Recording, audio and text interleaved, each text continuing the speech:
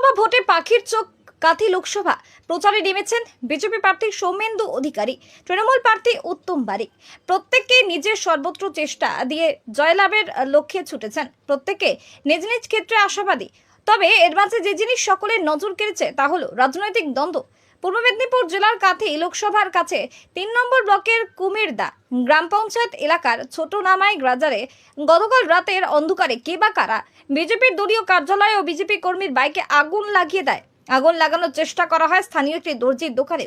এ প্রসঙ্গে বিজেপির চন্দ্রশেখর মণ্ডল বলেন, এলাকার তৃণমূলরা সন্ত্রাস করে রেখেছেন, তাই ভোট এলেই লোক জ্বালানো, পার্টি অফিস জ্বালানো, ভাঙচুর এগুলো তারা করেই থাকে। এমনকি 2021-এর পরেও যে সন্ত্রাস সাধারণ মানুষ দেখেছেন, প্রশাসনের চূড়ান্ত ব্যর্থতা মানুষ দেখেছেন, তা দিয়ে কিছু বলার নেই। এই এলাকা তৃণমূল কংগ্রেস সন্ত্রস্ত করে রেখেছে। ভোট এলেই ঘর পোড়ানো, পার্টি অফিস জ্বালানো, কার্যকর্তাদের মারধর।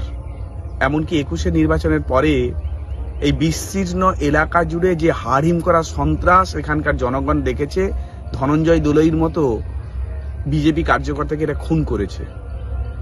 প্রশাসনের চূড়ান্ত ব্যর্থতা, রাজ্যের পুলিশ মন্ত্রী, স্বরাষ্ট্র দপ্তর স্পন্সর এই সন্ত্রাস কেবল ভোটের অঙ্কে নিজেদের এগিয়ে রাখার জন্য।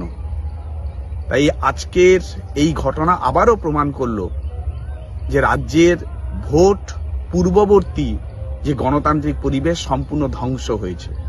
কিন্তু তৃণমূল কংগ্রেস জানে না যে এই এলাকাও ঘুমিয়ে থাকা একটা সন্দেশখালী, যে কোনো দিন জনবিস্ফোরণ ঘটবে এবং এই হারমাদরা যারা সিবিআই এর খাতায় খুনি হিসেবে ইতিমধ্যেই প্রতিপন্ন হয়েছে পুলিশ প্রশাসনের নিষ্ক্রিয়তার কারণে, প্রতিনিয়ত তারা এই যে সন্ত্রাস চালাচ্ছে তাদের বিরুদ্ধে জনগণ যোগ্য জবাব দেবে।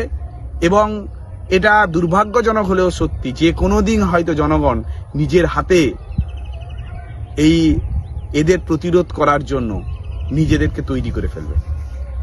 ঘটনাস্থলে পৌঁছেছে মারিসদা থানার পুলিশ। সরজমিনে দেখছেন বিষয়টিও। নেতৃত্বদের এতবার বার্তার পরেও বিভিন্ন দলের কর্মীদের মধ্যে যে রাজনৈতিক হিংসা তা রীতিমতো চাঞ্চল্যের সৃষ্টি করছে।